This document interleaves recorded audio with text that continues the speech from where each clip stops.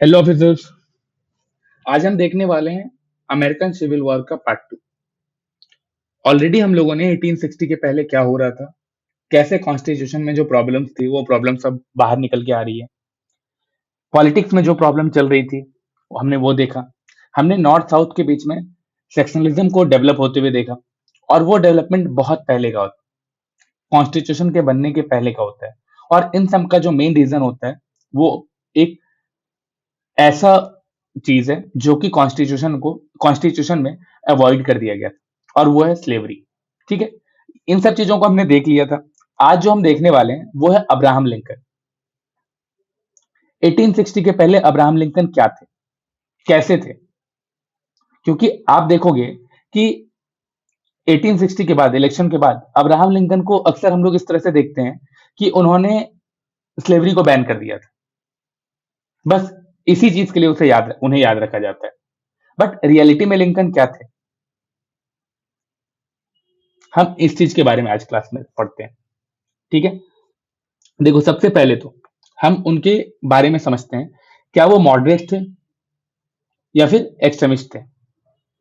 क्या वो स्लेवरी को मोरली रॉन्ग मानते थे या नहीं मानते थे?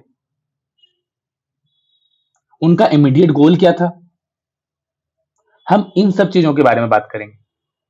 ठीक है, देखो रियलिटी में क्या होता है ना कि अब्राहम लिंकन एक मॉडरेट थे।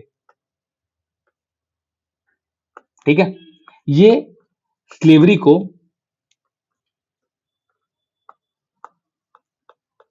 मोरली रॉन्ग मानते थे। ठीक है, इनका क्या इमीडिएट गोल था? इनका इमीडिएट गोल था कि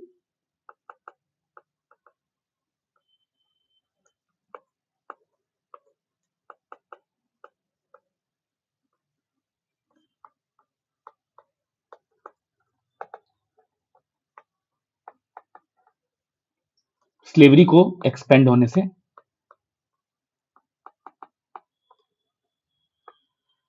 रोकना, स्टॉप स्लेवरी एक्सपेंशन। इनका इमीडिएट गोल ये नहीं था कि स्लेवरी को एबॉलिश करना है। ये गलत फहमी है लोगों की। लोगों को ऐसा लगता है कि वो स्लेवरी को एबॉलिश करना चाहते थे। ठीक है, अभी देखो जो अब्राहम लिंकन थे, इनका जो कोर बिलीफ था, ये कोर बिलीफ क्या था कि हर एक प्रेसिडेंट की तरह ये भी एक अमेरिका के सिटीजन की तरह ये सोचते थे कि यूनियन परमानेंट है।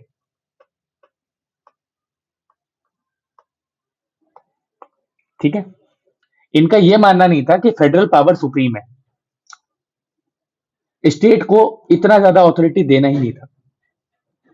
और उनका यह मानना था कि जो सक्सेशन की बात हो रही है, जो यूनियन से बाहर हो जाने की बात हो रही है, क्या ये चीज लीगल है या इलीगल है? तो हमें ये समझना है, हमें ये पता करना है कि अब्राहम लिंकन क्या चाहते थे।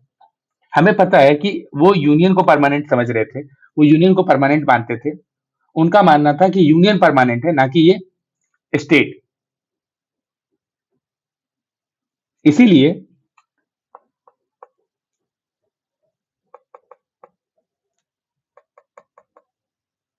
इनके लिए सेसेशन भी इलीगल था। ये स्लेवरी से ज्यादा फ्री लेबर सिस्टम को लेकर सोचते थे। इनका फ्री लेबर सिस्टम को लेकर जो थिंकिंग था वो बहुत ज्यादा प्रोग्रेसिव था। ठीक है, लिंकन स्लेवरी को एक्सपेंड करने से रोकना चाहते थे। वो स्लेवरी को इमीडिएटली एबॉलिश नहीं करना चाहते थे। और इन्हीं कारण से क्या होता है, यहाँ पर प्रॉब्लम स्टार्ट होगी। और ये प्रॉब्लम कैसे स्टार्ट होगी, हम इसकी कहानी को भी देखेंगे। हम ये भी समझेंगे ये प्रॉब्लम क्यों हो रही है। ठीक है, सबसे पहले तो ये समझो कि फ्री लेबर सिस्टम सपोर्टर थे ये। इनके लिए ये एक प्रोग्रेसिव मेथड था। अब क्या होता है ना कि 1854 के टाइम पे है। इस टाइम पे क्या होता है, एक पार्टी इमर्ज होती है जिसका नाम होता है रिपब्लिकन पार्टी।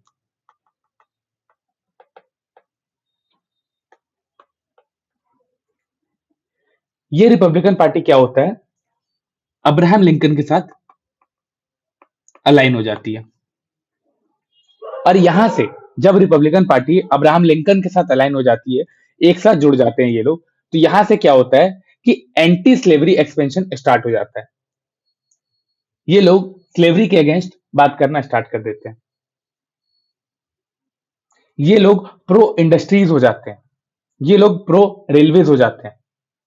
अब ये लोग इंडस्ट्रियलाइजेशन के बारे में सोचना स्टार्ट कर देते हैं, अमेरिका में भी। और यही सारी चीजें क्या होती है, रिपब्लिकन पार्टी के आइडियोलॉजीज बन जाती है। और जब आप देखो, इनका जो मानना था रिपब्लिकन पार्टी के साथ में आने के बाद, ये जो एंटी स्लेवरी के बारे में बात कर रहे हैं, प्रो इंडस्ट्री हो गए हैं, प्रो रेलवेज हो गए हैं, ये सारी चीजें किसके लिए एक बड़ा खतरा है, सदर्न स्टेट के लिए ना। क्योंकि उन लोगों के लिए स्लेवरी एक इकोनॉमी का फाउंडेशन था, ठीक है। और इसी के कारण क्या होता है, साउथ के लिए ये एक प्रॉब्लम की तरह निकल कर आता है। उनको लगता है कि अगर स्लेवरी एक्सपेंड नहीं होगी तो लॉन्ग टर्म में क्या होगा, लॉन्ग टर्म में जो पॉलिटिकल पावर है सदर्न स्टेट के पास अभी, वो पॉलिटिकल पावर नॉर्दर्न स्टेट के पास शिफ्ट हो जाएगी, ये पावर उनके पास चले जाएगी। और रिपब्लिकन पार्टी की जो आइडियोलॉजी है, ये आइडियोलॉजी सदर्न स्टेट को बहुत ज्यादा परेशान कर रही होती है। उन्हें डर लगा रहता है कि अगर स्लेवरी बैन हो जाता है या स्लेवरी एक्सपेंड नहीं होता है तो उनका पॉलिटिकल डोमिनेंस जो है वो फ्यूचर में कम हो जाएगा, ठीक है। इसी के कारण क्या होता है, जब 1860 में इलेक्शन होता है, ये वो साल है जब इलेक्शन होता है, ठीक है। इलेक्शन में क्या होता है कि बात होती है कॉन्स्टिट्यूशनलिज्म की।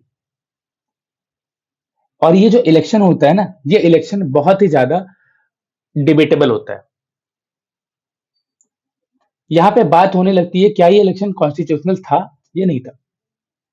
बट हमें ये जानना है कि ये इलेक्शन तो कॉन्स्टिट्यूशनल था ही, इसीलिए सभी इसको मानते भी हैं।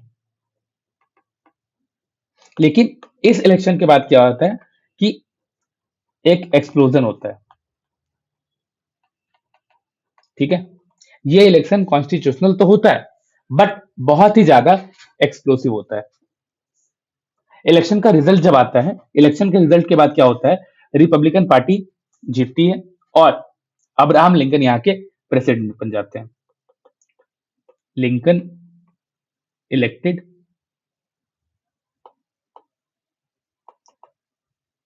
प्रेसिडेंट। और लिंकन प्रेसिडेंट बन रहे हैं ये बड़ी बात नहीं है, लिंकन प्रेसिडेंट बन रहे हैं और कैसे बन रहे हैं ये बड़ी बात है। लिंकन यहां पे प्रेसिडेंट बनते हैं without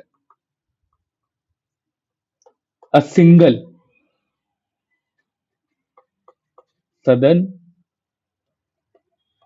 electoral vote. Southern state से इनको एक सिंगल वोट नहीं आता, उसके बाद भी ये प्रेसिडेंट बन जाते हैं। देखो कॉन्स्टिट्यूशनली अगर देखा जाए तो ये इलेक्शन वैलिड था, ठीक है। क्यों, क्योंकि इनको ज्यादा सीटें मिली थी, इनको ज्यादा वोट मिला था। बट अगर पॉलिटिकली देखा जाए, कॉन्स्टिट्यूशनल था या नहीं था ये तो हमें पता चल गया, ठीक है। बट अगर पॉलिटिकली देखा जाए तो आपको ये समझ में आएगा कि यहां पर साउथ के जो स्टेट थे उन्होंने इनको एक भी वोट नहीं दिया था। तो साउथ के जो स्टेट थे वो अपने आप को एक परमानेंट माइनॉरिटी की तरह समझने लगे थे खुद को इस यूनियन के अंडर। और ये जो परमानेंट माइनॉरिटी वाला रीजन है, ये साउदर्न स्टेट को और ज्यादा परेशान कर देता है। अब्राहम लिंकन जब प्रेसिडेंट बनते हैं और ये जो इलेक्शन होता है, ये इलेक्शन एक कॉन्स्टिट्यूशनल विक्ट्री तो दिखाता है नॉर्थ के लिए, बट एक पॉलिटिकल डेथ सेंटेंस की तरह देखा जाता है सदर्न स्टेट में। और यहीं से क्या होता है, प्रॉब्लम और ज्यादा खराब होती जाती है। और जो सदर्न स्टेट होते हैं, ये लोग क्या चूज कर लेते हैं कि इन्हें अब यूनियन से अलग होना है, किसी भी तरह का नेगोशिएशन नहीं करना है। अभी देखो ये जो बात है, ये तो हमने देखा कि इलेक्शन में जो रिजल्ट आए, लेकिन उसके अलावा भी तो कुछ रीजन होंगे। यहां से क्वेश्चन आता है कि वाई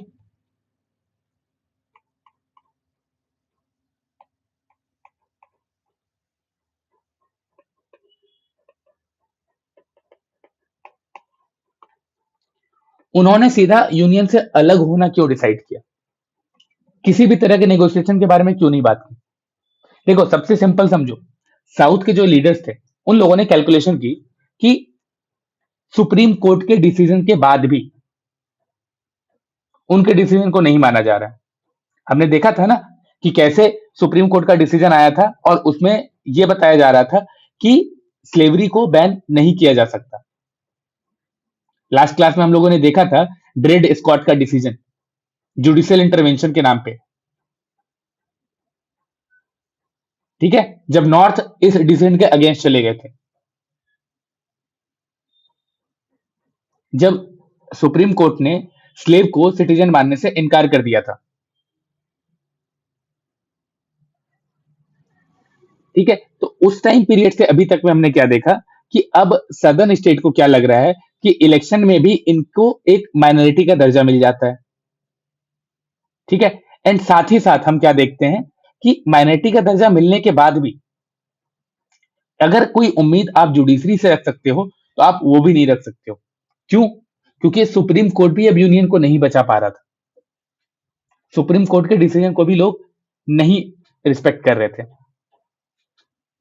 और जो कांग्रेस है, जो यूनियन कांग्रेस है, यहां पे भी स्लेवरी फ्रेंडली लॉज अब इम्पॉसिबल हो गए थे। यहां पे भी स्लेवरी को लेके बहुत ज्यादा क्रिटिसाइज करना स्टार्ट कर चुके थे, स्लेवरी को एक मोरल प्रॉब्लम की तरह पोर्ट्रे करना स्टार्ट कर चुके थे। और जो प्रेसिडेंट का पोस्ट होता है, वो प्रेसिडेंट का पोस्ट भी अब हॉस्टाइल हो गया था नॉर्थ का, जो कि एंटी स्लेवरी थे। तो सदर्न स्टेट जो होते हैं, ये क्या लॉजिक देते हैं कि ये वो टाइम है जब उन्हें यूनियन को छोड़ देना चाहिए। लेकिन अब अभी भी एक बात समझो, अभी भी स्लेवरी को अबॉलिश नहीं किया गया है, अभी भी स्लेवरी इंटैक्ट है।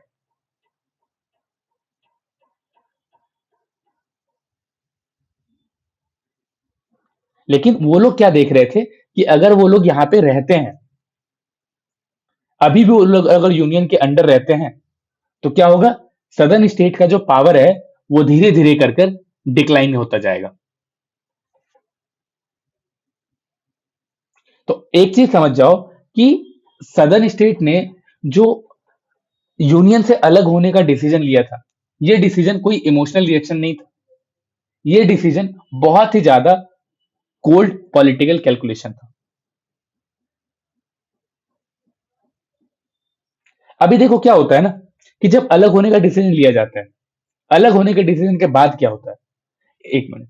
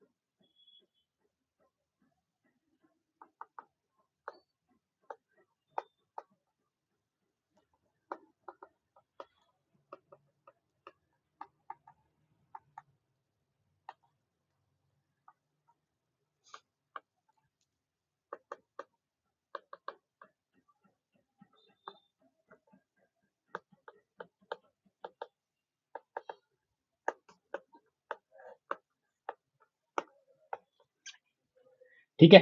तो ये सारे रीजंस थे जिसके कारण से इन लोगों ने यूनियन को छोड़ना सही समझा। अब हम देखेंगे 1860 से 61 के बीच में ये जो प्रोसेस है, प्रोसेस ऑफ सेसेशन, वो कैसे हो रहा था। सबसे पहले क्या होता है, जो साउथ कैरोलिना होता है, ठीक है, ये पहला स्टेट बनता है जो कि यूनियन से अलग हो जाता है, फर्स्ट टू सेसेड। इसके बाद आप देखोगे, इसके बाद जो जो एकदम सदर्न स्टेट होते हैं, डीप साउथ साउथ स्टेट, वो लोग इसी प्रोसेस को फॉलो करते हैं और वो भी क्या होता है, यूनियन से अलग हो जाते हैं।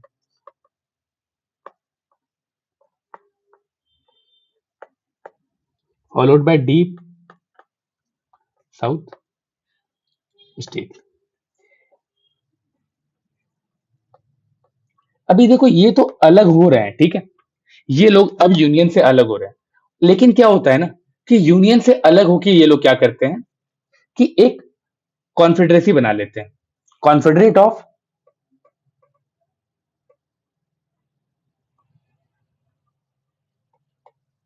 States of America. ये कॉन्फेडरेट स्टेट ऑफ अमेरिका बनाने के बाद ये लोग क्या करते हैं कि यहां पर दूसरे इंसान को प्रेसिडेंट बना दिया जाता है, और यहां पे जिसको प्रेसिडेंट बनाया जाता है उनका नाम होता है जेफरसन डेविस। डेविस, इनको बना दिया जाता है प्रेसिडेंट।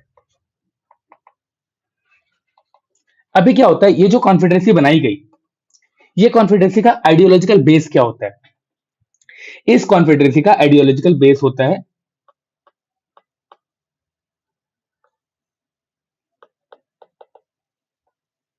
स्टेट का राइट।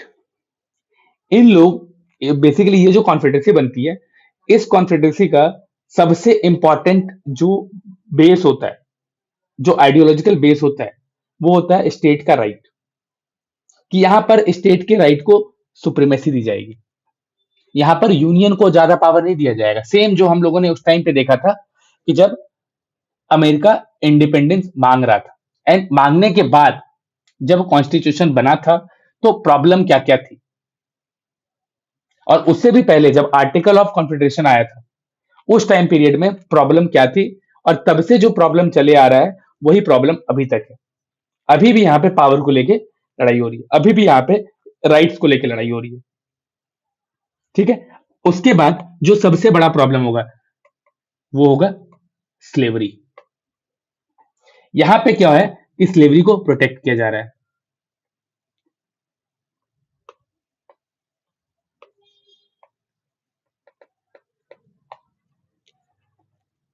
और सबसे बड़ी बात, कॉन्स्टिट्यूशन लेजिटिमेसी क्लेम। इन्हें ऐसा लग रहा है कि नॉर्दर्न स्टेट क्या है कि वो कॉन्स्टिट्यूशन के आर्टिकल्स को फॉलो नहीं कर रहे हैं, वो कॉन्स्टिट्यूशन में जो भी बताया गया है उस चीज को फॉलो नहीं कर रहे, और इनको ऐसा लग रहा था कि ये लोग कॉन्स्टिट्यूशन को पूरा पूरा फॉलो कर रहे हैं।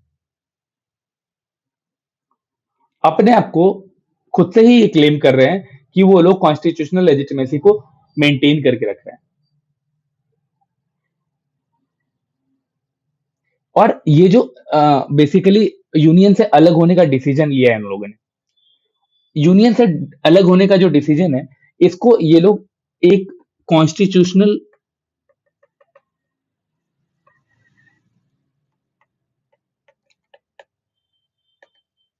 सेल्फ डिफेंस की तरह पोर्ट्रे कर रहे हैं। ये लोग इस चीज को रिबेलियन नहीं मान रहे हैं। अभी तक हम लोग जो साउथ के स्टेट है उनके बारे में देख रहे हैं कि वो लोग क्यों अलग होते हैं, प्रोसेस ऑफ सेसेशन क्या होता है, किस तरह से कॉन्फेडरेसी बनती है, और यहाँ पे किन चीजों को एक आइडियोलॉजिकल बेस बनाया जाता है। अभी देखो ये जो चीज है, इस चीज को लेकर जो यूनियन का प्रेसिडेंट है अब्राहम लिंकन, उनका रिस्पॉन्स क्या होगा। अब यहाँ पे क्या होता है कि जो प्रेसिडेंट इलेक्ट किए गए थे अब्राहम लिंकन, वो ये वो किसी तरह से ट्राई कर रहे हैं कि ये जो यूनियन है वो डिवाइड ना हो, यूनियन फ्रेगमेंट ना हो। इसके लिए वो क्या करते हैं, वो साउथ के स्टेट से ये प्रॉमिस भी करते हैं कि साउथ एरिया में स्लेवरी को डिस्टर्ब नहीं किया जाएगा।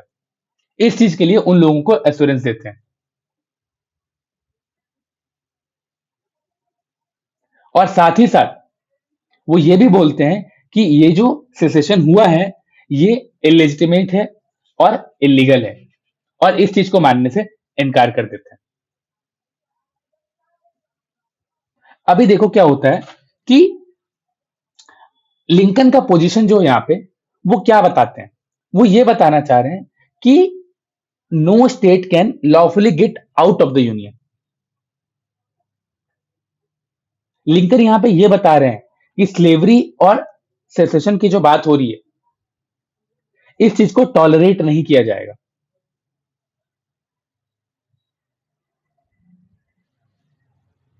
और ये जो हरकत की जा रही है कि यूनियन से अलग होने की बात की जा रही है, इस चीज को इलीगल मानना स्टार्ट कर देते लोग।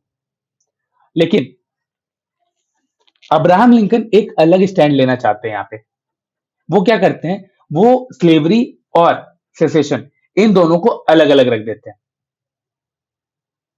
वो स्लेवरी को टॉलरेट करने के लिए रेडी हैं, बट वो सेसेशन को टॉलरेट नहीं करना चाहते हैं, और वो सेसेशन को बेसिकली इलीगल बता देते हैं। और इसी के कारण क्या होता है, यहां से ये कॉन्फ्लिक्ट ही क्या करता है, वॉर स्टार्ट करवा देता है। अभी देखो क्या होता है कि एक बड़ा टॉपिक आता है, यहां से एक बड़ा पॉइंट आता है, फ्रॉम सेसेशन टू वॉर। अभी ये जो कॉन्फ्लिक्ट है, ये कॉन्फ्लिक्ट अनअवॉइडेबल क्यों बन जाता है। हमने यहाँ पे अब्राहम लिंकन का भी स्टैंड देखा कि अब्राहम लिंकन क्या कहना चाह रहे हैं, ठीक है। और उसके बाद ये कॉन्फ्लिक्ट अनअवॉइडेबल क्यों बन जाता है, ये देखना है।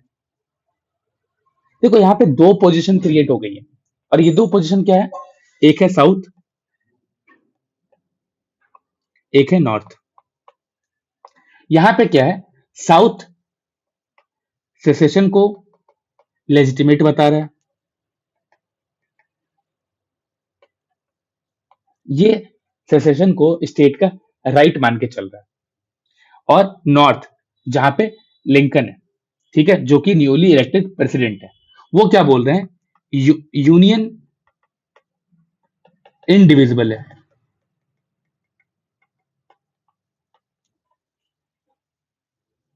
और इन्हीं इसी दो चीजों के कारण क्या होता है, ये दो इनकम्पैटिबल पोजीशन के कारण क्या होता है, कॉन्फ्लिक्ट अनअवॉइडेबल बन जाता है।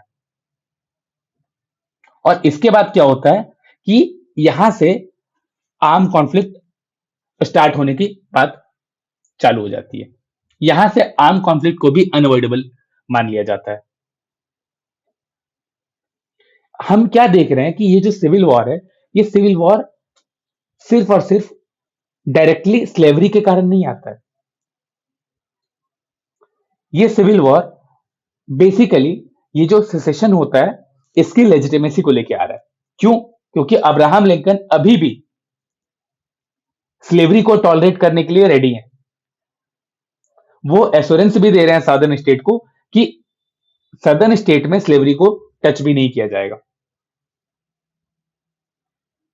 लेकिन ये जो सेसेशन है, इसकी लेजिटिमेसी वो मानने से इनकार कर रहे हैं। यहां से जो एक चीज स्टार्ट हो जाता है ना, वो क्या है कि लिंकन जब इलेक्ट होकर प्रेसिडेंट बनते हैं, और वो इलेक्शन में क्या होता है कि सदर्न स्टेट का एक भी वोट उनको नहीं मिलता है, तो लिंकन का इलेक्शन ही एक तरह से ट्रिगर पॉइंट हो जाता है। क्यों?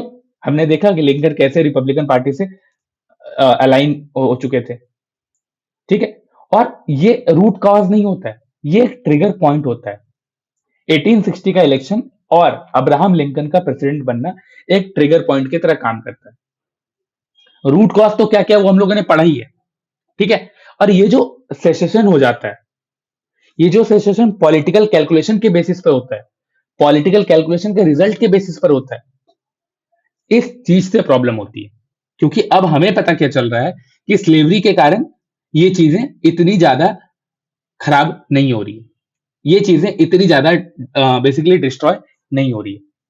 क्या होता है कि अब नेक्स्ट क्वेश्चन आता है कि अगर वॉर स्टार्ट हो जाता है तो वॉर शुरू होने के बाद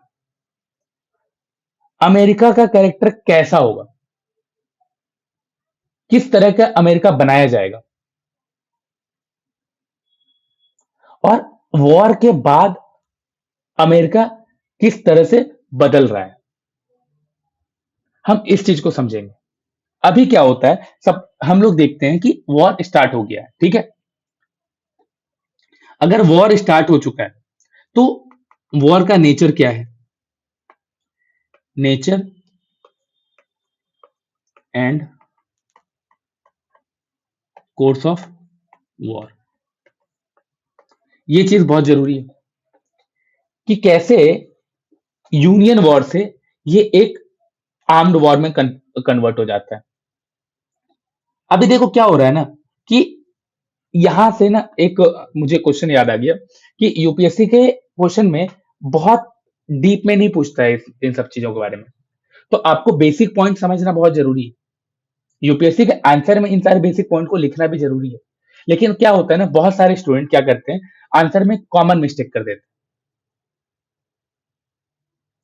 क्या करते हैं कि वो लोग सिविल वॉर को स्टार्टिंग से ही स्लेवरी का वॉर बता देते हैं। बट हम लोगों ने क्या देखा कि सिविल वॉर सिर्फ और सिर्फ स्लेवरी का वॉर तो है नहीं।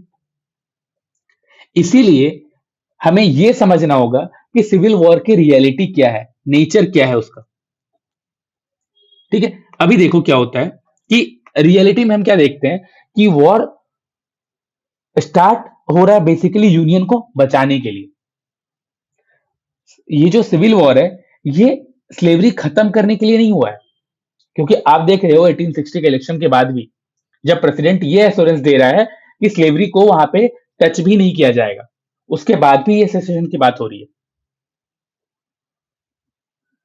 तो अब हम यही समझेंगे कि कैसे और क्यों सिविल वॉर का कैरेक्टर बदल जाता है और कैसे अब्राहम लिंकन इस ट्रांसफॉर्मेशन को लीड करते हैं, हमें यह समझना है। देखो सबसे पहले हम एक एक करके समझते हैं।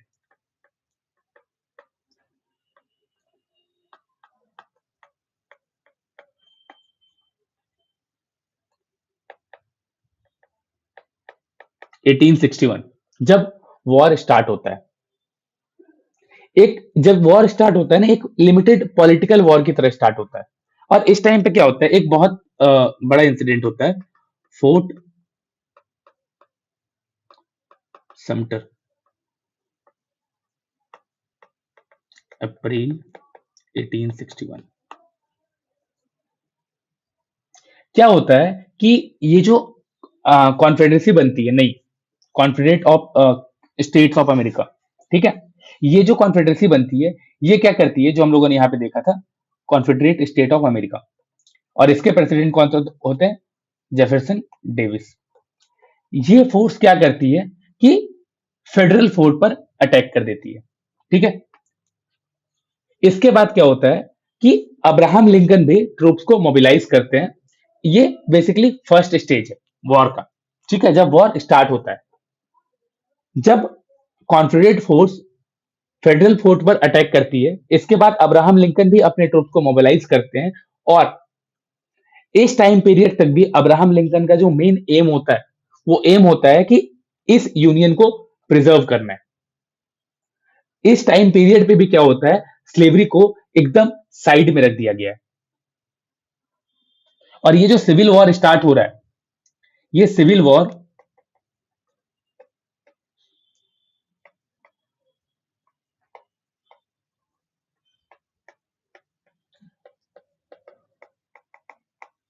ये सिविल वॉर स्टार्ट होता है as a war of union, ठीक है। ये वॉर ऑफ रिबेलियन नहीं है, नॉट वॉर ऑफ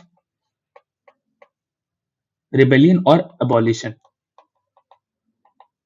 यहां पे स्लेवरी को खत्म करने के बारे में बात नहीं हो रही है, अभी देखो क्या होता है ना, जब वॉर स्टार्ट होता है ना, स्टार्टिंग में वॉर बहुत ज्यादा डिफेंसिव होता है, बहुत ज्यादा लिमिटेड लेवल पर किया जाता है।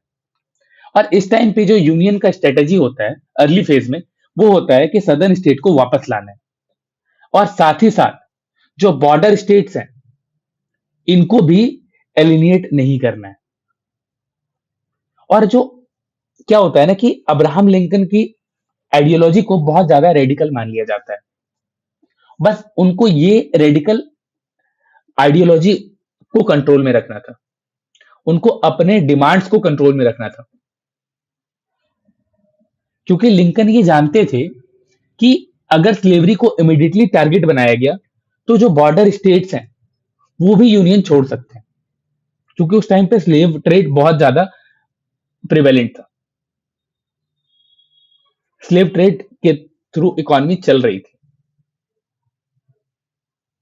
और उनको ये पता था कि अगर अभी के टाइम पे तुरंत ही स्लेवरी को बैन कर दिया गया तो जो बॉर्डर स्टेट्स हैं वो भी यूनियन छोड़ देगी।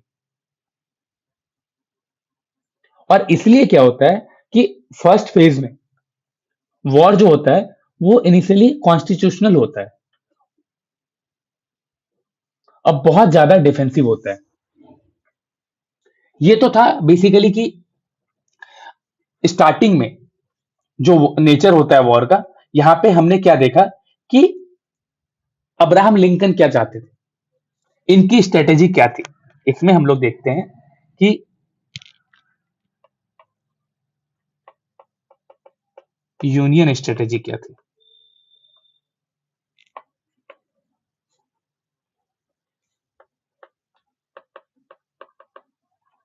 Bring back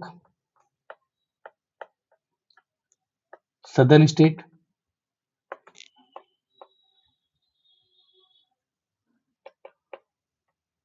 to not alienate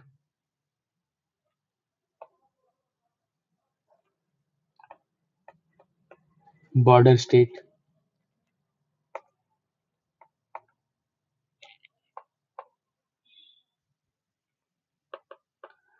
control radical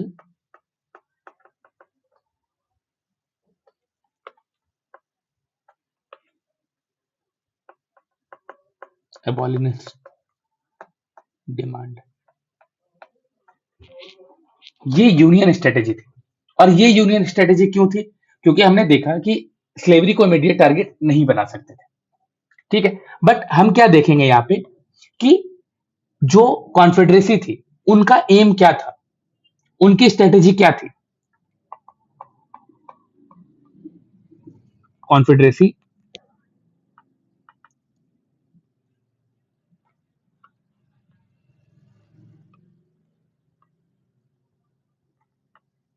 AIIMS and strategy.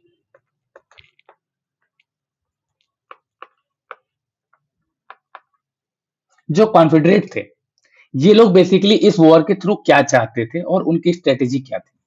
Confederacy का जो एम था, आप सिंपल समझो कि वो अलग क्यों हो रहे थे, क्योंकि वो स्टेट के पावर को चाहते थे, वो इंडिपेंडेंस चाहते थे, ठीक है। उन्हें इंडिपेंडेंस सिक्योर करना था। एंड साथ ही साथ जो वहां की सोसाइटी स्लेवरी बेस्ड थी, स्लेवरी बेस्ड सोशल ऑर्डर,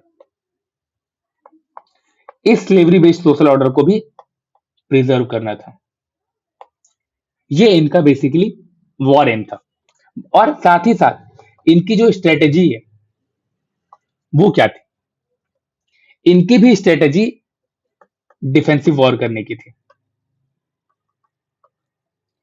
ये बेसिकली क्या चाहते थे कि नॉर्दर्न स्टेट जो है इनको किसी तरह से ये मजबूर कर देना है कि वो स्टेट के पावर को समझे, ठीक है, और इनके कॉन्फेडरेसी को एक्सेप्ट करे।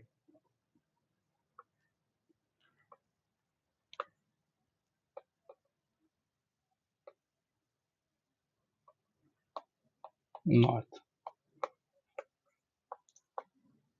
एंड सबसे बड़ी बात क्या होता है ना, जब कोई भी नई कंट्री बनती है तो इंटरनेशनल लेवल पे उस कंट्री को कौन कौन रिकॉग्नाइज कर रहा है, ये बहुत बड़ी बात होती है। ठीक है। और इसी कारण से इन लोगों की स्ट्रेटेजी क्या थी कि इन्हें यूरोपियन रिकॉग्निशन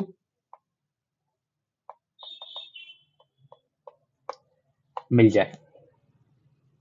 अभी देखो हम क्या देख रहे हैं कि कॉन्फेडरेट की जो वॉर एम्स और उनकी जो स्ट्रेटेजी थी वो, और जो यूनियन की स्ट्रेटेजी थी, इन दोनों की स्ट्रेटेजी क्या है?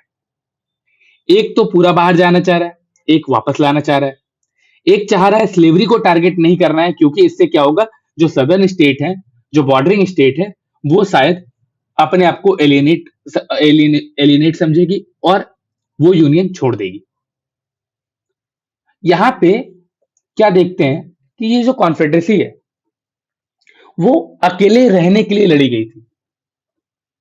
कॉन्फेडरेसी सिविल वॉर इसलिए लड़ रहा था क्योंकि उसे अकेला रहना था, और यूनियन इस सिविल वॉर में इसलिए था क्योंकि वो चाहता था कि पूरा यूनियन एक साथ रहे, यूनियन ब्रेक ना हो।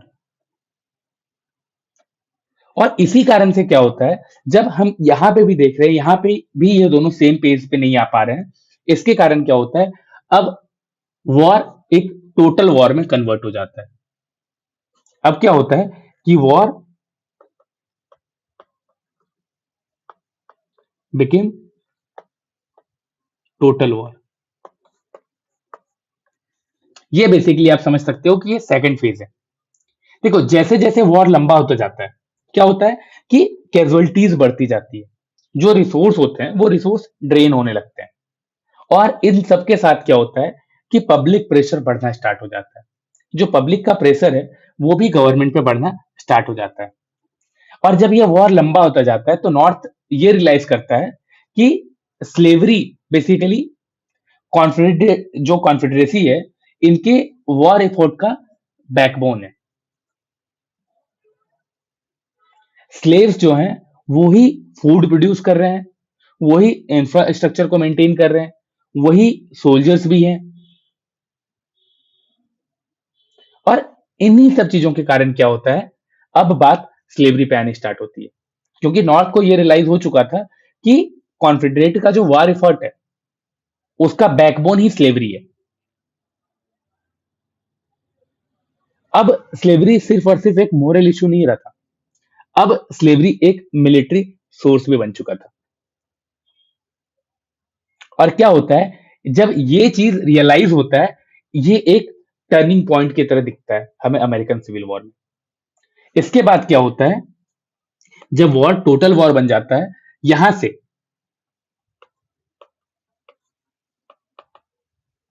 स्लेवरी अब एक मिलिट्री रिसोर्स बन जाता है।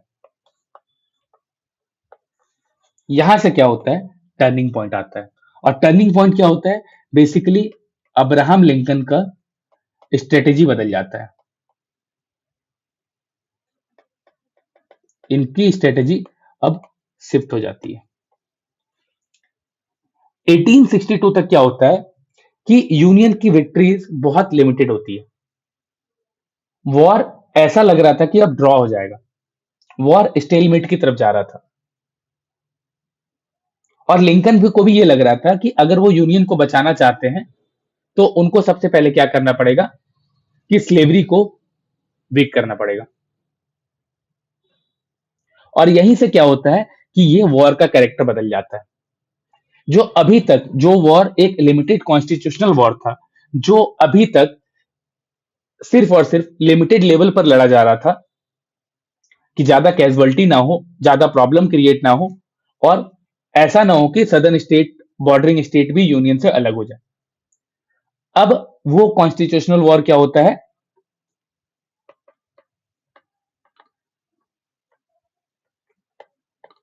वॉर अब शिफ्ट कर जाता है रिवॉल्यूशनरी वॉर पे, रिवॉल्यूशनरी सोशल वॉर, इस चीज पे।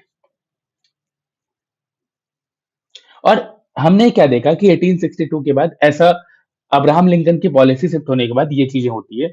और अब ये सोचा जाने लगा कि वॉर के बाद क्या होगा, क्योंकि अब अगर वॉर इस तरह से रिवॉल्यूशनरी शिफ्ट ले चुका है तो वॉर बहुत लंबे समय तक नहीं चलेगा। अब वॉर मेजर के बारे में सोचा जाने लगा।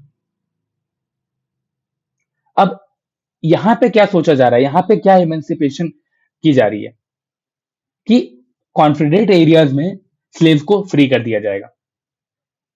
इससे क्या होता है कि इस वॉर को एक मोरल प्रेशर मिलना स्टार्ट हो जाता है। इसके कारण क्या होता है कि ब्रिटेन, फ्रांस, इस तरह के स्टेट्स कॉन्फेडरेट स्टेट को सपोर्ट करना बंद कर देते हैं। क्यों? क्योंकि अब यहां पे स्लेवरी को एक इंस्ट्रूमेंट बना लिया गया है, स्लेवरी को यहां पे एक टूल बना लिया गया है, जिससे क्या होता है अदर यूरोपियन स्टेट भी, जहां पे एनलाइटनमेंट के आइडियाज चल रहे थे, जहां पे अलग अलग आइडियोलॉजिकल डेवलपमेंट हो रहे थे, लोग रैशनली सोचना स्टार्ट कर चुके थे, वो लोग भी अब स्लेवरी को बैन करने की बात करने लगे थे। और जब इस चीज के कारण वॉर को एक मोरल प्रेशर मिलता है, यहां से क्या होता है, ब्रिटेन, फ्रांस जैसे कंट्री भी अब कॉन्फेडरेसी को सपोर्ट करना बंद कर देती है। ये जो चीज की गई, ये जो इमेंसिपेशन किया गया, ये एक मिलिट्री नेसेसिटी बन चुकी थी, लेकिन ये मिलिट्री नेसेसिटी एक मोरल लैंग्वेज में डिलीवर की गई थी। कैसे? कि हमने क्या देखा कि इन्होंने ये अनाउंस करवा दिया कि अब वॉर के बाद क्या होगा कि जो कॉन्फेडरेट स्टेट होंगे, जो एरियाज हैं, उन एरियाज में स्लेव को अब फ्री कर दिया जाएगा। और ये चीज बहुत बड़ी डिक्लेरेशन होती है। इससे क्या होता है कि नॉर्दर्न स्टेट को, यूनियन को, उनकी स्ट्रेटेजी को एक मोरल पर्पस मिल जाता है कि वो क्यों लड़ रहे हैं। हमेशा ध्यान रखना, जब तक ये पता नहीं होगा क्यों लड़ रहे हैं, तब तक लड़ाई लोग बस लड़ते जाते हैं, कोई जीतता नहीं है। सदर्न स्टेट को पता था वो किसके लिए लड़ रहे थे, वो इंडिपेंडेंस के लिए लड़ रहे थे। बट जो यूनियन था, वो यूनियन को बचाने के लिए लड़ रहा था। और यहीं से क्या होता है कि 1863 में 1863 में क्या होता है कि यहां से एक मॉरल और स्ट्रेटेजिक शिफ्ट देखने को मिलता है, एक टर्निंग पॉइंट देखने को मिलता है।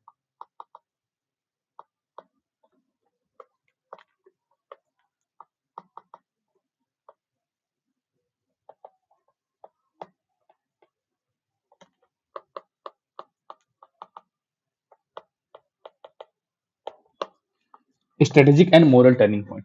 अभी क्या होता है यहाँ पे कि जो कॉन्फेडरेट होते हैं, ये लोग अब प्लान करने लगते हैं कि कैसे वॉर को जीता जा सकता है। और इसी के कारण क्या होता है, ये लोग क्या करते हैं कि एक प्लान करते हैं कि गेटिसबर्ग में अटैक करना है और यूनियन को और वीक बनाना है।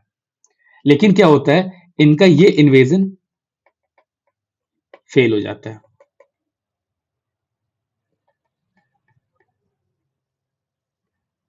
कॉन्फेडरेट। इसके बाद क्या होता है कि आपको एक जगह याद होगा, मिसिसिपी रिवर, अमेरिका में एक जगह है वहां पे, विक्सबर्ग करके। इस एरिया में क्या होता है कि यूनियन अपना कंट्रोल स्टेब्लिश कर लेता है।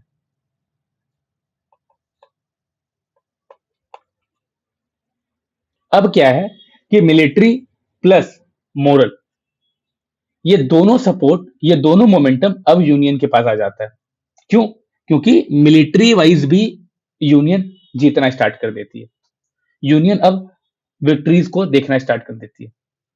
इससे क्या हो जाता है कि 1863 में सिविल वॉर, जो अब एक रिवॉल्यूशनरी स्ट्रगल बन चुका था, वो अमेरिका को एज ए नेशन वापस से रीडिफाइन करना स्टार्ट कर देता है। इस रिवॉल्यूशनरी स्ट्रगल को अब मोरल प्लस मिलिट्री दोनों तरीके का सपोर्ट मिलना स्टार्ट हो जाता है। और ये ट्रांसफॉर्मेशन इतना ज्यादा मैटर क्यों करता है, सबसे पहले आपको ये समझना है, ये जो टर्निंग पॉइंट है, why This transformation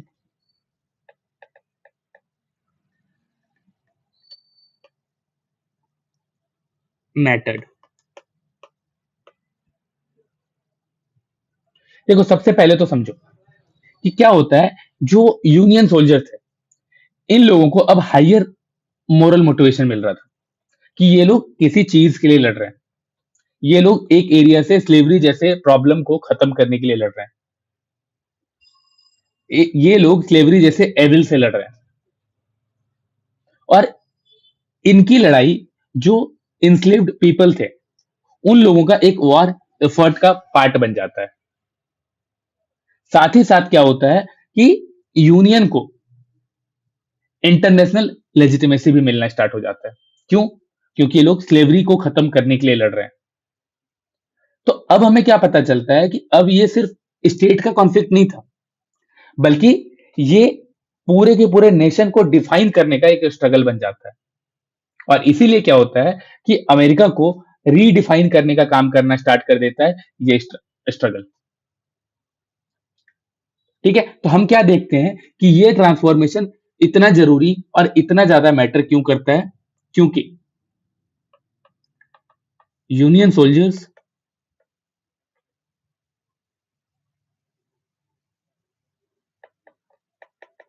are highly motivated, और इसको ऐसे लिखते हैं,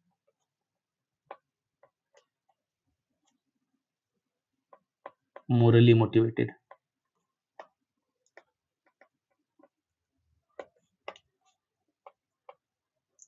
और जो बेसिकली वहां पे इंस्लेव्ड पीपल थे,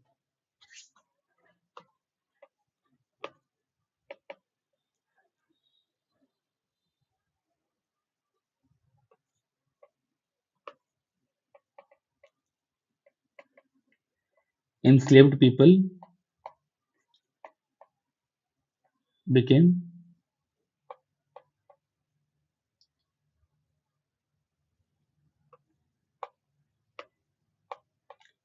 part of war effort। And साथ ही साथ secured इंटरनेशनल लेजिटिमेसी।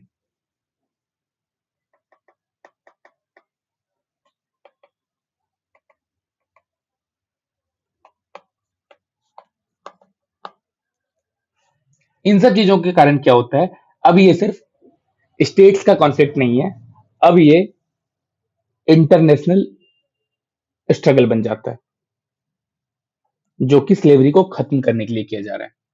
हम क्या देख रहे हैं कि अभी तक जो हमने देखा कि वॉर स्टैटिक नहीं था। वॉर हर फेज में अपने आप को चेंज कर रहा है, हर फेज में स्ट्रेटेजी चेंज हो रही है।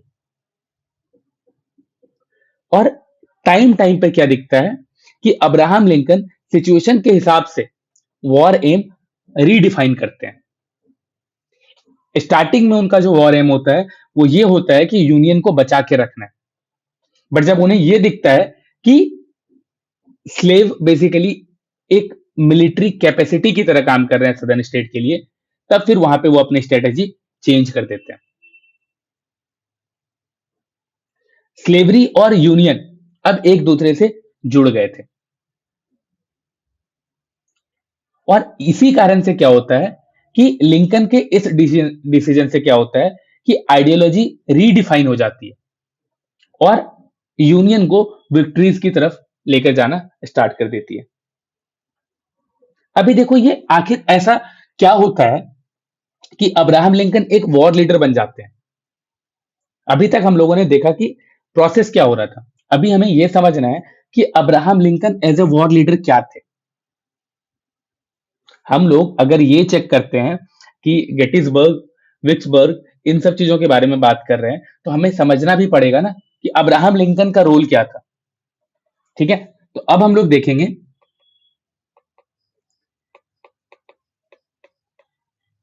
Abraham Lincoln as war leader.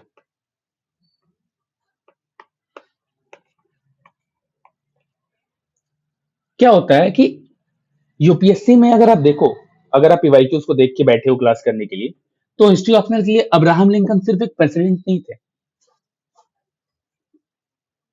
Abraham Lincoln basically इस सिविल वॉर का मोरल, पॉलिटिकल और कॉन्स्टिट्यूशनल आर्किटेक्ट भी हैं। और वो कैसे हैं? आप टाइम टाइम पे जो सिविल वॉर का फेज है, आप उसमें देख रहे थे कि वॉर का कैरेक्टर कैसे बदल रहा था। हमने देखा कि यूनियन वॉर कैसे अपने एम को टाइम टाइम पर चेंज कर रही थी। लिंकन ने कैसे लीडरशिप, आइडियाज और लैंग्वेज के थ्रू सिविल वॉर को एक नेशन डिफाइनिंग स्ट्रगल बना दिया। यही चीज हमें समझना है। देखो, सबसे पहले हम समझते हैं कि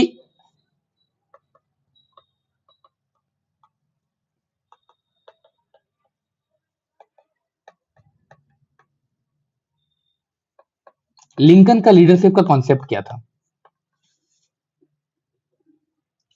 ऐसा क्या था जो कि लिंकन को इतना ज्यादा महान बनाता है, जिसके बारे में हम लोगों को देखना पड़ रहा है, हम लोग जिनके बारे में पढ़ रहे हैं, और इतना बड़ा सिविल वॉर होता है अमेरिका में, और वहां पर वो यूनियन के लीडर की तरह निकल के आते हैं। देखो, लिंकन का जो लीडरशिप स्टाइल था वो ट्रेडिशनल रूलर की तरह नहीं था। उनकी कुछ कोर कैरेक्टरिस्टिक्स थी। उनकी कोर कैरेक्टरिस्टिक्स में क्या क्या आता था? इनकी कोर कैरेक्टरिस्टिक्स में आता था मोरल क्लैरिटी। मोरल क्लैरिटी होना ही सिर्फ जरूरी नहीं होता। इनके कैरेक्टरिस्टिक्स में मोरल क्लैरिटी के साथ साथ पॉलिटिकल पेशेंस भी बहुत था।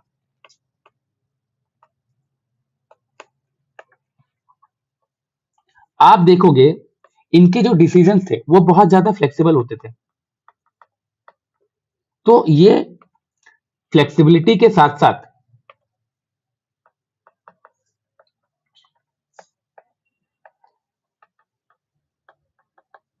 कॉन्स्टिट्यूशनल कमिटमेंट को भी ध्यान में रखते थे।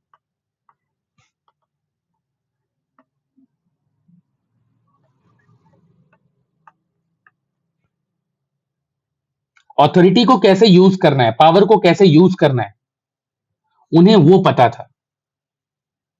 कैसे वो पावर को यूज करते करते टायरेनिकल नहीं बन सकते हैं, उन्हें ये पता था। अब्राहम का मानना था कि एक्स्ट्रा ऑर्डिनरी क्राइसिस के लिए एक्स्ट्रा ऑर्डिनरी मेजर्स भी चाहिए, लेकिन ये जो एक्स्ट्रा ऑर्डिनरी मेजर्स होंगे ये हमेशा कॉन्स्टिट्यूशनल स्पिरिट के अंदर ही होने चाहिए। कभी ये कॉन्स्टिट्यूशनल स्पिरिट के बाहर नहीं जाना चाहिए। लिंकन ने क्या किया कि रिवॉल्यूशनरी आउटकम को कंजर्वेटिव मेथड के साथ मिक्स कर दिया। इन्होंने क्या किया? Mixed revolutionary outcome with conservative method.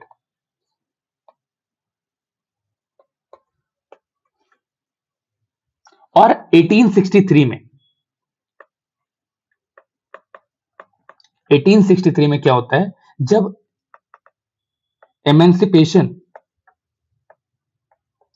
Proclamation आता है, इस टाइम पीरियड में क्या होता है? यहां पे इनकी strategy plus moral master stroke, ये कितना सपोर्ट करता है इस वॉर में यूनियन को। हम क्या देखते हैं, 1862 तक वॉर बेसिकली एक इस तरह का वॉर लड़ा जा रहा था जो कॉन्स्टिट्यूशनल भी था और इक्वल भी था। इस टाइम पीरियड तक ऐसा लग रहा था कि वॉर स्टेलमेट की तरह हो जाएगा, कोई भी नहीं जीतेगा। एंड जो नॉर्दर्न स्टेट है वहां पे कैजुअलिटीज बहुत ज्यादा थी।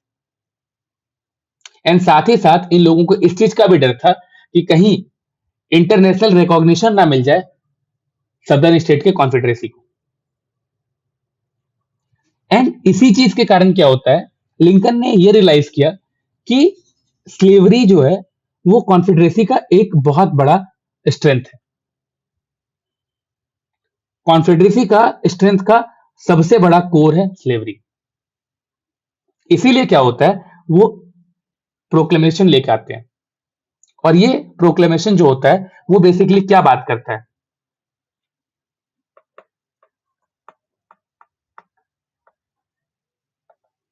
ये बात करता है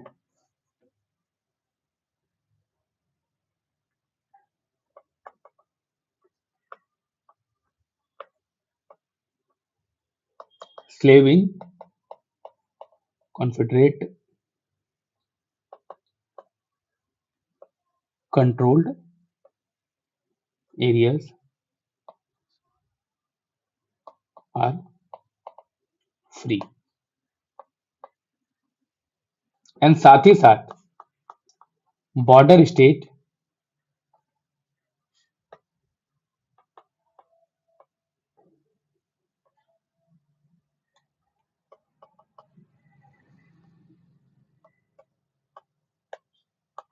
ये बताते हैं कि जो कॉन्फेडरेसी है यहां पे स्लेव को फ्री कर दिया जाएगा, बट जो बॉर्डर स्टेट है उन लोगों को एक्सक्लूड करके। बॉट इससे क्या है कि जो डर उनको लग रहा था कि अगर वो कोई बोल्ड स्टेप लेंगे, अगर वो स्लेवरी को डायरेक्ट एबॉलिश करने के बारे में बात करेंगे, उससे क्या होगा कि जो बॉर्डरिंग स्टेट है वो शायद यूनियन से ब्रेक हो जाए। कॉन्फेडरेसी ऑलरेडी ब्रेक हो चुकी थी। तो इन सब चीजों को सोचते हुए वो 1863 में अपने स्ट्रेटेजी को चेंज कर देते हैं। और इसीलिए क्या होता है ना कि ये जो इनका प्रोक्लेमेशन है वो इतना ज्यादा strategic and moral master stroke कैसे बन जाता है, क्योंकि जब वो ये प्रोक्लेमेशन लाते हैं तो क्या होता है कि सबसे बड़ा बात, व्हाई इट मैटर्स। क्योंकि हमने क्या देखा, जब वो प्रोक्लेमेशन लाते हैं, ये प्रोक्लेमेशन क्या होता है, कॉन्स्टिट्यूशनली बहुत ज्यादा कॉस्टलियस होता है एंड मिलिटरली एग्रेसिव होता है। क्यों? हमने देखा कि जो नॉर्थ के सोल्जर थे, जो यूनियन के सोल्जर थे, अब उन्हें एक गोल मिल गया था कि वो किस चीज के लिए लड़ रहे हैं, और फिर वो अपने पूरी पावर के साथ लड़ना स्टार्ट कर देते हैं। एंड उनका ये जो मास्टर स्ट्रोक था, ये जो प्रोक्लेमेशन था, ये पॉलिटिकली कैलकुलेटेड था। कैसे पॉलिटिकली कैलकुलेटेड था? हमने क्या देखा कि इन्होंने क्या किया, पॉलिटिकली कैलकुलेटेड इन्होंने क्या किया कि जो कॉन्फेडरेसी थी वहां के स्लेव को फ्री करने की बात कर दी, बट जो सदर्न स्टेट थे, जो शायद इस डिसीजन से यूनियन से अलग हो जाते, वहां उन स्टेट्स को एक्सक्लूड कर दिया इस प्रोक्लेमेशन से। जिससे क्या हुआ कि वो कॉन्फेडरेसी को ब्रेक कर पाए, वहां के जो स्लेव सोल्जर्स थे उन लोगों को भी ब्रेक कर पाए, उनकी आइडियोलॉजी को भी ब्रेक कर पाए। जिससे क्या हुआ कि यूनियन कॉन्फेडरेसी पे बहुत भारी पड़ गया। इस इमेंसिपेशन को लिंकन ने जिस तरीके से यूज किया इस वॉर में, उससे क्या हुआ कि यूनियन का पावर एंड साथ ही साथ यूनियन कॉन्स्टिट्यूशन रीसेप कर दिया गया। और इस इमेंसिपेशन का वाइडर इंपैक्ट क्या देखने को मिलता है कि स्लेवरी को इंटरनेशनली डीलेजिटिमाइज कर दिया जाता है।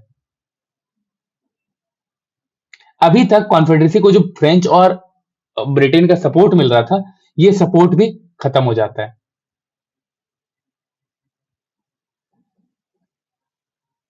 जो अफ्रीकन थे, जो कि स्लेव्स थे, जिनको स्लेव बनाकर लाया गया था, वो लोग अब अमेरिकन यूनियन आर्मी में शामिल हो जाते हैं। इनको वहां पे रिक्रूट किया जाता है। तो क्या देखते हैं कि ये जो वॉर है ये सिर्फ टेरिटरी के लिए नहीं हो रहा है, ये वॉर ह्यूमन फ्रीडम के लिए हो रहा है। ये वॉर ह्यूमन फ्रीडम के लिए लड़ी जा रही है। लिंकन ने क्या किया कि लिंकन बेसिकली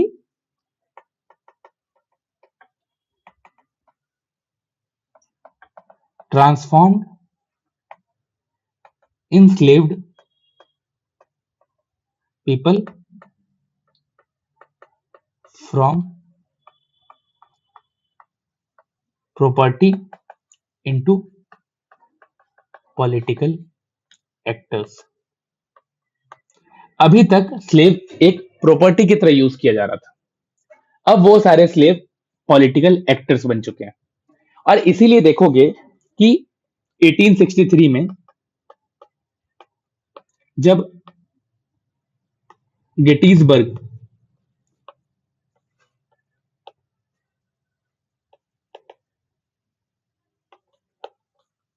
1863 में क्या होता है, अब्राहम लिंकन गेटिसबर्ग से एक मैसेज देते हैं।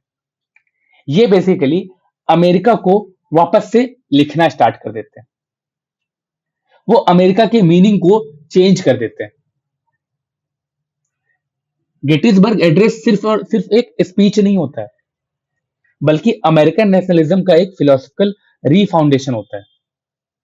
यहां पे जो आइडियाज के बारे में बात की जाती है, वो आइडियाज बहुत रेडिकल और रिवॉल्यूशनरीज होते हैं।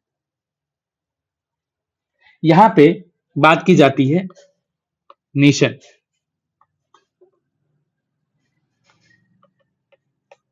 लेकिन यहां पे जिस नेशन की बात की जा रही है, वो नेशन कितना लिबरल है, इसके बारे में बताया जा रहा है। नेशन कंसीव्ड इन लिबर्टी। गेटिसबर्ग एड्रेस में इन्होंने सिर्फ और सिर्फ अमेरिका के मीनिंग को ही चेंज नहीं किया, अमेरिका के कॉन्स्टिट्यूशन को भी रीसेप करने के बारे में एक कमिटमेंट कर दिया। इन्होंने इक्वलिटी को एज फाउंडिंग प्रिंसिपल माना। इन्होंने डेमोक्रेसी के बारे में बात की, और डेमोक्रेसी, मॉडर्न डेमोक्रेसी के बारे में बात हो रही है। यहां पे डेमोक्रेसी अंडर टेस्ट, अभी तक वहां पे जो डेमोक्रेसी फॉलो की जा रही थी, अब उस डेमोक्रेसी का टेस्ट हो रहा था। लिंकन ने इसी टाइम पीरियड में एक स्टेटमेंट बोली थी,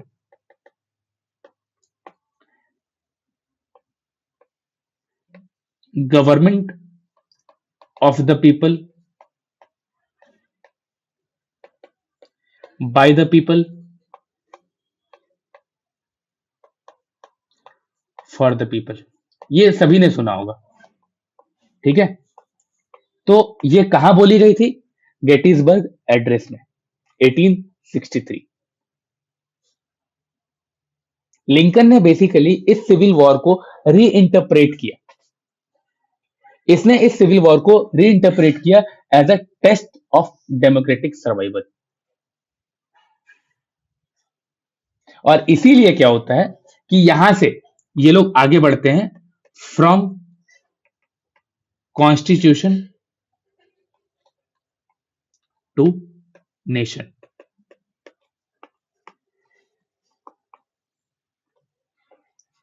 आप देखो, जो अमेरिका के फाउंडिंग फादर्स थे, उन्होंने क्या किया? कॉन्स्टिट्यूशन सेंट्रिक रिपब्लिक क्रिएट किया। लिंकन ने क्या किया? लिंकन के हिसाब से अमेरिका एक ऐसा नेशन बना जो कि उसके फाउंडिंग प्रिंसिपल में क्या क्या आता है? पॉपुलर सोवेरेनिटी, इनके फाउंडिंग प्रिंसिपल में इक्वेलिटी, लिबर्टी, इस तरह के कॉन्सेप्ट के बारे में बात किया जाता है। लिंकन ने 1776 के डिक्लेरेशन को 1787 के डिक्लेरेशन से ज्यादा सेंट्रल बना दिया।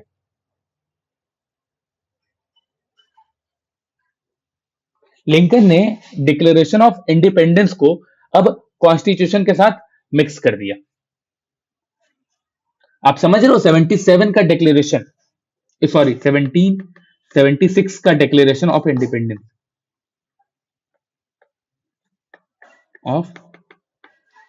इंडिपेंडेंस एडेड विथ 1787 का कॉन्स्टिट्यूशन, इन दोनों को साथ में मिला दिया।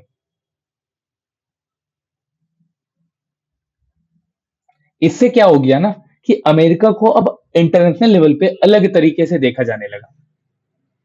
अब यहाँ पे स्टेट के राइट्स के बारे में बात नहीं हो रही थी। जो चीज कहाँ से स्टार्ट होती है और कहाँ जाके खत्म हो रही है, आप वो देखो। और इस इन सब चीजों में अब्राहम का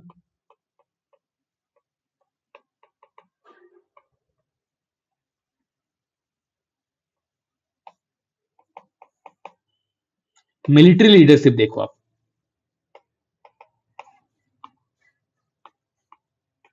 अब्राहम लिंकन की मिलिट्री लीडरशिप इतनी ज्यादा थी, इतनी ज्यादा अच्छी थी, इन्होंने क्या किया कि इन्होंने कभी भी जनरल को रिप्लेस करने में घबराया नहीं। इन्होंने अल्टीमेट ग्रांट, अल्टीमेट समन, इन सब चीजों पर ट्रस्ट किया।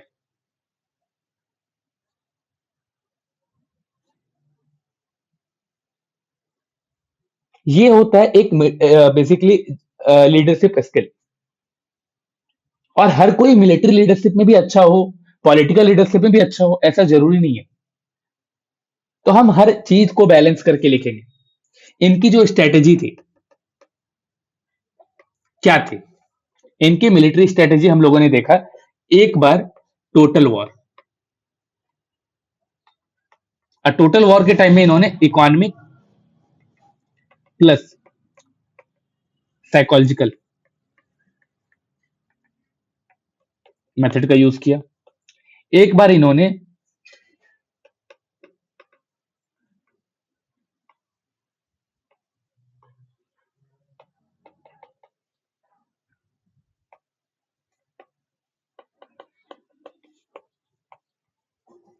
ये जो कॉन्फिडरेट विल था कि हमें रेसिस्ट करना है, इस विल को क्या किया?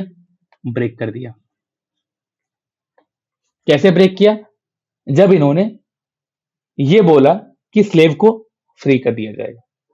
ये जो मास्टर स्ट्रोक था, ये मास्टर स्ट्रोक भी हम लोग इनकी मिलिट्री स्ट्रेटेजी में लिखेंगे। उन्हें यह समझ आ गया था कि मॉडर्न वॉर को सिर्फ और सिर्फ कैपेसिटी और मोरल के बेसिस पे नहीं जीता जा, सॉरी, मॉडर्न वॉर को सिर्फ और सिर्फ आर्मी के बेसिस पे नहीं जीता जा सकता। इस वॉर को जीतने के लिए आपको अपनी कैपेसिटी और साथ ही साथ अपने मोरल, इन दोनों को बहुत ही ज्यादा हाई करना पड़ेगा। और यह चीज लिंकन को समझ में आ चुकी थी। अभी देखो, लिंकन को मिलिट्री लीडरशिप की तरह हमने देखा। अभी एक और आता है कि लिंकन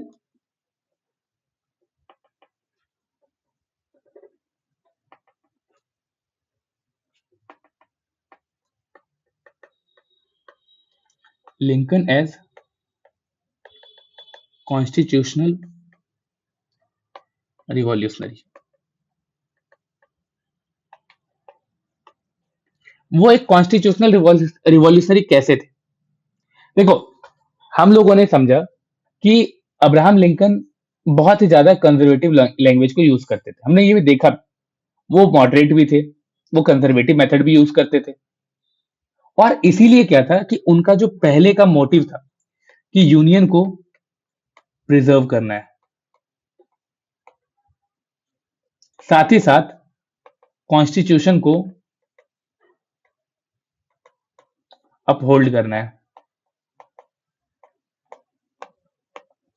ठीक है, बट आप क्या देखोगे? आउटकम इसका क्या मिलता है? इसका आउटकम मिलता है कि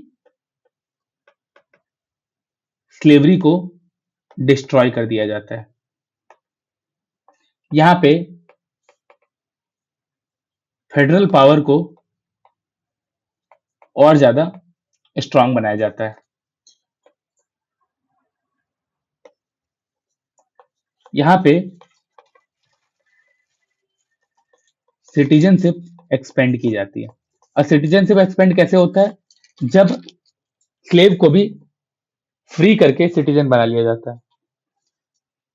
ठीक है, तो इन सब चीजों से हमें यह पता चल गया कि लिंकन ने कैसे कॉन्स्टिट्यूशन को सेव भी किया, कॉन्स्टिट्यूशन को प्रिजर्व भी किया, एंड साथ ही साथ कॉन्स्टिट्यूशन को ट्रांसफॉर्म भी की। ठीक है, तो इसीलिए क्या है कि हम ये बोल सकते हैं कि अब्राहम लिंकन एक कॉन्स्टिट्यूशनल रिवॉल्यूशनरी थे। अभी क्या है कि हमें ये चीज बहुत अच्छे से क्लियर हो गया है कि अब्राहम लिंकन सिविल वॉर का एक सेंटर फिगर होते हैं, एक बहुत बड़ा लीडर होते हैं। साथ ही साथ इनका जो एमेंसिपेशन था और इनका जो नेशनलिज्म था, उसी का रिजल्ट हमें देखने को मिलता है कि स्लेवरी को एबॉलिश कर दिया जा रहा है एंड ये सिविल वॉर खत्म हो जाता है। अब क्या है, हम ये देखेंगे कि जब ये सारी प्रोसेसेस हो गए, ये सारे फेजेस हो गए, तो वॉर खत्म कैसे होता है, और वॉर खत्म होने के बाद इसका कॉन्स्टिट्यूशनल एंड सोशल कॉन्सिक्वेंसेस क्या होते हैं। अभी हमें यही देखना है। क्या है? End of war. End of war.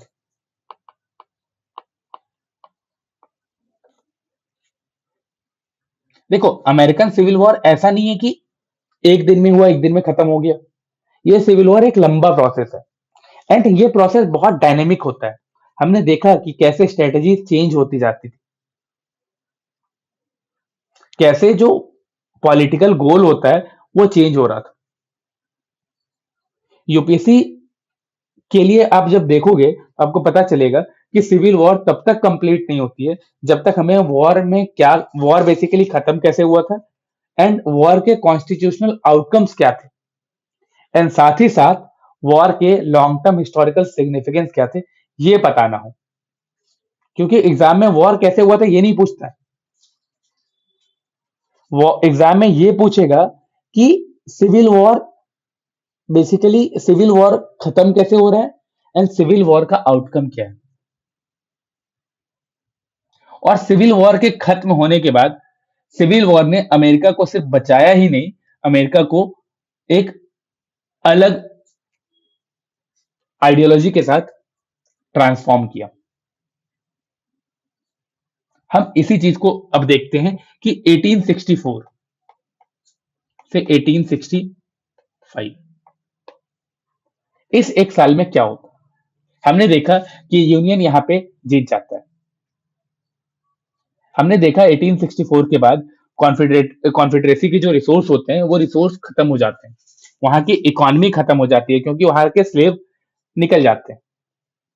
Slave को जब पता चलता है कि उन्हें फ्री किया जाने वाला है, तो स्लेव क्या करते हैं, मास स्केल में यूनियन की तरफ भागना स्टार्ट कर देते हैं। वो लोग कॉन्फेडरेसी छोड़ना स्टार्ट कर देते हैं। और यूनियन के जो जनरल्स थे, ठीक है, ईस्ट और साउथ में, हम क्या देखते हैं कि इन दोनों का भी जो एफर्ट होता है वो एफर्ट कॉन्फेडरेसी को वॉर से नहीं बचा पाता है। इनकी जो इकोनॉमिक इंफ्रास्ट्रक्चर होती है वो डिस्ट्रॉय हो जाती है। इनका जो वॉरफेयर टेक्निक होता है जो कि स्लेव के ऊपर बेस्ड होता है, अब वो स्लेव ही नहीं रहे। एंड साथ ही साथ वहां के जो सिटीजन थे, इनका भी मोरल ब्रेक हो जाता है। एंड फाइनल फेज में हम क्या देखते हैं कि सिविल वॉर में हमें यह देखने को मिलता है कि कैसे राइज होता है टोटल वॉर का। और इसका जो एम होता है वो एम होता है कि कॉन्फेडरेसी की जो कैपेसिटी है जिससे वो रेसिस्ट कर पा रहा है, इस कैपेसिटी को ही डिस्ट्रॉय कर देना है। और इस कैपेसिटी का फाउंडेशन होता है स्लेव। और इसीलिए वो अब्राहम लिंकन एकदम सही टाइम पे ये मूव लेते हैं, एमेंसिपेशन प्रोक्लेमेशन लाते हैं, जो कि उनके लिए एक मास्टर स्ट्रोक साबित होता है। और आप देखोगे कि अप्रैल 1865 में जो कॉन्फेडरेसी का जनरल होता है,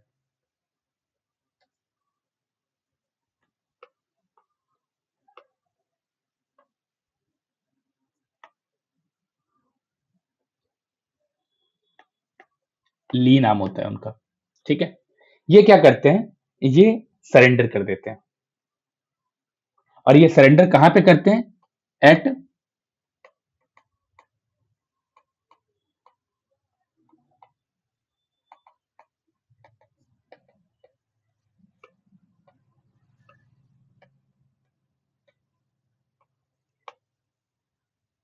एपोमोटॉक्स कोर्ट हाउस। यहां पर क्या होता है, जनरली सरेंडर कर देते हैं। और जब ये सरेंडर करते हैं तो यूनियन यहां पे अपने टर्म्स बताता है। यूनियन एकदम लीनियंट टर्म पे, रिलेटिवली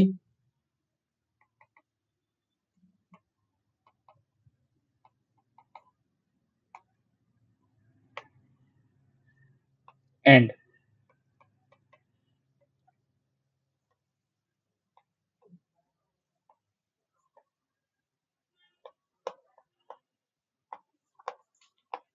ये किसी भी तरह की कंडीशन नहीं रखते हैं, एकदम लीनियंट होके इस सरेंडर को एक्सेप्ट कर लेते हैं। एंड साथ ही साथ जो सोल्जर्स होते हैं उनको अलाउ किया जाता है कि वो अपने घर लौट सकते हैं। यहाँ पे क्या होता है, बेसिकली हमें ये पता चलता है कि यूनियन यहाँ पे रिकॉन्सिलेशन चाहता था, ना कि रिवेंज चाहता था। और अप्रैल 1865 में ये वॉर खत्म हो जाता है। और इस पॉइंट पे हमें क्या दिखता है,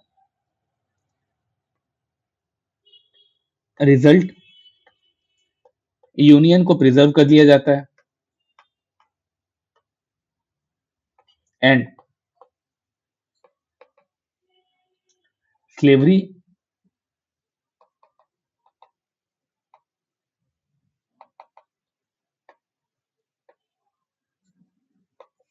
मिलिटरली स्लेवरी को डिफीट कर दिया जाता है।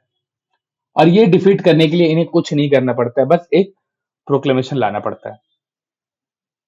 और जब ये वॉर खत्म होता है, जब यूनियन को प्रिजर्व कर लिया जाता है, स्लेवरी को खत्म कर दिया जाता है, इसके कुछ समय बाद ही, यू कैन से तुरंत बाद ही, अप्रैल 1865 में, जैसे हमारे साथ महात्मा गांधी, उसी तरह अमेरिकन सिविल वॉर के बाद अब्राहम लिंकन, इनको गोली मार दिया जाता है।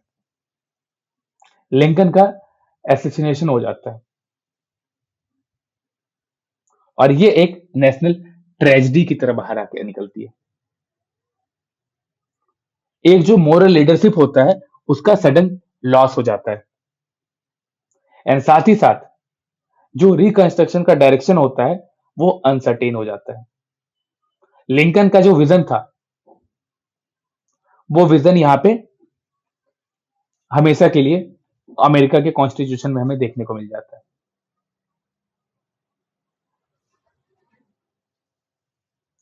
अ, जब लिंकन का एसेसिनेशन होता है, इसके बाद क्या होता है, क्वेश्चन यहाँ पे आता है।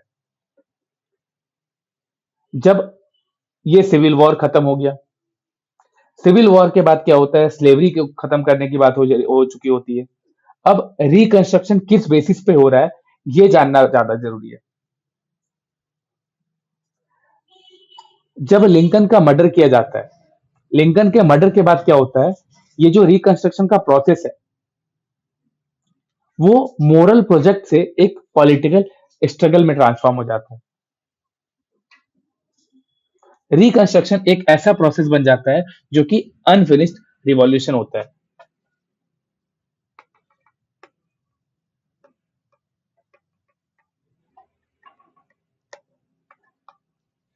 देखो, रिकंस्ट्रक्शन का जो कोर एम होता है, कोर एम क्या होता है, कोर एम होता है कि सदर्न स्टेट को वापस से रीइंटीग्रेट कर लिया जाए।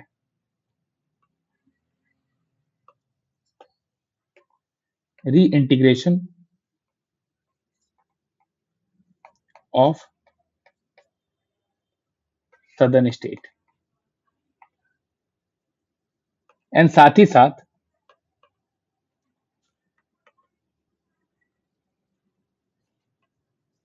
जो फ्री स्लेव्स होते हैं, ठीक है, इनको पॉलिटिकल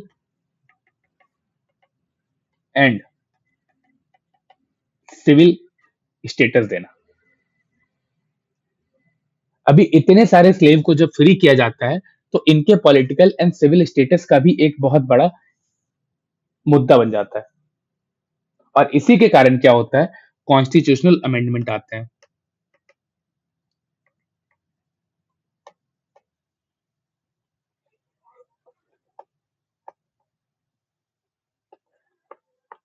और ये जो कॉन्स्टिट्यूशनल अमेंडमेंट होते हैं, ये बेसिकली क्या होता है, ये रिवॉल्यूशनरी आउटकम होता है सिविल वॉर का।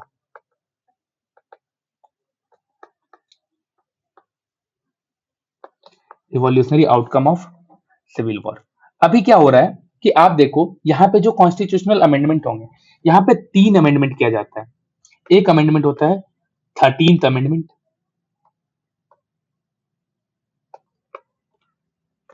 एक होता है 14th अमेंडमेंट,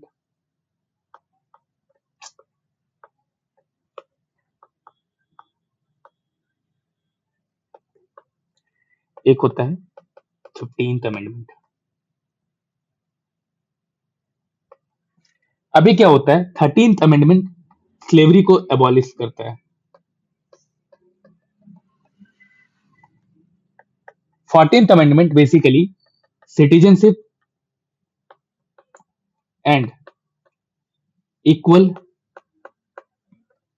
प्रोटेक्शन की बात करता है। And 15th amendment voting right की बात करता है। ये याद रखना बहुत डिफिकल्ट नहीं है, इजी है। क्या होता है कि सिविल वॉर के बाद कॉन्स्टिट्यूशन को अमेंड किया जाता है, और यहाँ पे जो सबसे बड़ा एम होता है कि सदर्न स्टेट को रेइंटीग्रेट करना, ये हो चुका होता है। एंड साथ ही साथ जो फ्री स्लेव है, इन लोगों को पॉलिटिकल एंड सिविल राइट देना। और सिविल राइट देने के लिए क्या होता है, सबसे पहले स्लेवरी को एबॉलिश किया जाता है, इन लोगों को सिटीजनशिप दी जाती है, इक्वल प्रोटेक्शन दिया जाता है, एंड साथ ही साथ इनको वोटिंग राइट दिया जाता है। अभी देखो सबसे बड़ी बात क्या होती है ना, ये तीनों अमेंडमेंट एक साथ नहीं आते हैं, ये तीनों अमेंडमेंट एक के बाद आते हैं। जैसे कि देखो 13 अमेंडमेंट क्या होता है, 1865 में ही आ जाता है, वॉर खत्म होने के जस्ट बाद। बट 14 अमेंडमेंट आने में, इनको सिटीजनशिप और इक्वल प्रोटेक्शन देने में क्या होता है, 1868, वो 3 साल बाद होता है। एंड वोटिंग राइट देने के लिए इन लोगों को और वेट करना पड़ता है 2 साल, फिर 1870s में जाके इनको वोटिंग राइट मिलती है। और सिविल वॉर कॉन्स्टिट्यूशन को पहली बार इतना ज्यादा अच्छे तरीके से, इतना ज्यादा इंटीग्रेटेड अमेंडमेंट हो रहा है कॉन्स्टिट्यूशन में, अमेरिकन कॉन्स्टिट्यूशन में। अभी क्या होता है, आपने देखा कि यहाँ पे रिकंस्ट्रक्शन के लिए काम किए गए। रिकंस्ट्रक्शन कैसे एक पॉलिटिकल स्ट्रगल बन गया था, जिसके कारण देखो कि किस तरह से अमेंडमेंट हो रहे हैं। 13 अमेंडमेंट 1865 में होता है, लेकिन 14th अमेंडमेंट 1868 में होता है। क्यों? क्योंकि एक पॉलिटिकल स्ट्रगल बन चुका था। अभी क्या है, ये जो रिकंस्ट्रक्शन होता है, इसके भी लिमिट्स होते हैं। क्या लिमिट होते हैं, अब हम लोग करंट में आ चुके हैं, अब हम लोग पूरी तरह से मॉडर्न टाइम के से रिलेटेड एग्जांपल यहां पे लेके लिख सकते हैं। क्या है, limits of reconstruction.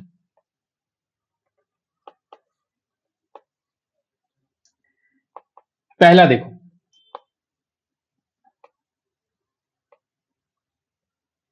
Racial inequality, ये पहला लिमिट होता है। अभी भी इनको अगर फ्री कर दिया गया था, इनको पॉलिटिकल और सिविल राइट दे दिए गए थे, बट फिर भी इतने सारे कॉन्स्टिट्यूशनल चेंजेस के बाद भी अभी तक इन लोगों को रेशियली इक्वल नहीं माना गया था। और इसीलिए रिकंस्ट्रक्शन का सबसे बड़ा जो आप लिमिट लिख सकते हो, रेशियल इनइक्वालिटी लिख सकते हो। एंड साथ ही साथ आप यहां पे लिख सकते हो सदर्न रेसिस्टेंस। कॉन्स्टिट्यूशनल चेंजेस के बाद भी क्या होता है, साउथ के जो स्टेट होते हैं वो टाइम टाइम पे रेसिस्ट करते रहते हैं, पहले ब्लैक कोड के थ्रू, फिर लेटर टाइम में जिम क्रो के थ्रू। एंड इसके साथ साथ क्या होता है कि फेडरल कमिटमेंट जो होती है,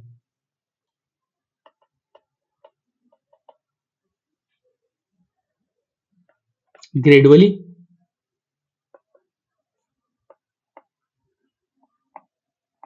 वीक होता जाता है। तो ये जो सोशल रिवॉल्यूशन है, ये सोशल रिवॉल्यूशन बहुत ज्यादा पार्शियल होता है। सिविल वॉर क्या करता है कि स्लेवरी का लीगल स्टेटस तो रिजॉल्व कर देता है, बट अगर सोशल रियलिटी देखा जाए तो वहां पे एक नए फॉर्म में आ जाता है और वो फॉर्म होता है रेशियल इनइक्वालिटी। और अगर हम अमेरिकन सिविल वॉर को एक इवेल्युएशन के नजरिए से देखें तो हमें क्या पता चलेगा कि सिविल वॉर में यहाँ पे हमें क्या क्या देखने को मिलता है। सिविल वॉर कॉन्स्टिट्यूशनल वॉर भी था, सिविल वॉर एक सोशल रिवॉल्यूशन भी था, सिविल वॉर एक नेशन बिल्डिंग प्रोसेस भी था, और साथ ही साथ यहाँ पे सिर्फ और सिर्फ नॉर्थ वर्सेस साउथ नहीं था। ये बेसिकली एक ऐसा स्ट्रगल था जो अमेरिकन डेमोक्रेसी को रीडिफाइन कर रहा था, जो अमेरिकन डेमोक्रेसी के बारे में लोगों को, वर्ल्ड को बता रहा था। और इसीलिए आप देखोगे इसका लॉन्ग टर्म सिग्निफिकेंस बहुत ज्यादा है। आपको यहाँ पर लॉन्ग टर्म सिग्निफिकेंस में आप देखोगे यहाँ पर फेडरल सुप्रीमेसी स्टेब्लिश हो जाती है। ठीक है, जैसा उसी इसी फेडरल सुप्रीमेसी को बहुत बार इंडियन कॉन्स्टिट्यूशन डेवलपमेंट के टाइम पे भी डिस्कस किया गया था। तो चलो हम लोग इसका लॉन्ग टर्म सिग्निफिकेंस देख लेते हैं।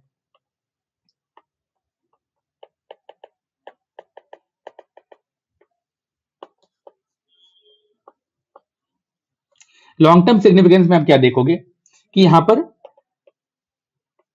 फेडरल सुप्रीमेसी स्टेब्लिश हो जाती है,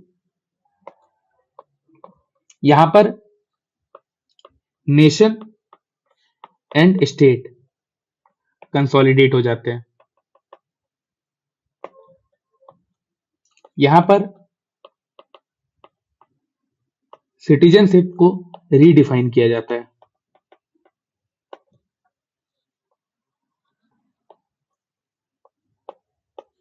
यहां पर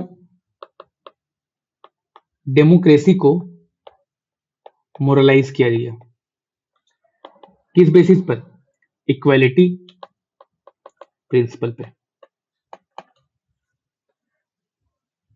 हमने क्या देखा कि अमेरिकन सिविल वॉर ने क्या किया। अगर हम ओवरऑल देखते हैं अभी तक जो भी हमने पढ़ा उसके बेसिस पे, तो हमें यह पता चलता है कि अमेरिकन सिविल वॉर ने बेसिकली अमेरिकन रिवॉल्यूशन के टाइम पे जो अनफिनिश्ड बिजनेस था, जो अवॉइड किया हुआ काम था, उन सारे काम को कंप्लीट किया। ठीक है, तो अमेरिकन सिविल वॉर सिर्फ और सिर्फ एक वायलेंट इंटरप्शन नहीं था इस कंट्री के हिस्ट्री में। ये एक ऐसा मोमेंट था जहां पर अमेरिका का कॉन्स्टिट्यूशनल इवोल्यूशन हुआ था। यहां पर यूनियन को प्रिजर्व किया गया, यहां पर स्लेवरी को एबॉलिश किया गया, एंड साथ ही साथ यहां पे सिटीजनशिप को रीडिफाइन किया गया। अमेरिकन सिविल वॉर ने क्या किया कि यूनाइटेड स्टेट को ट्रांसफॉर्म किया।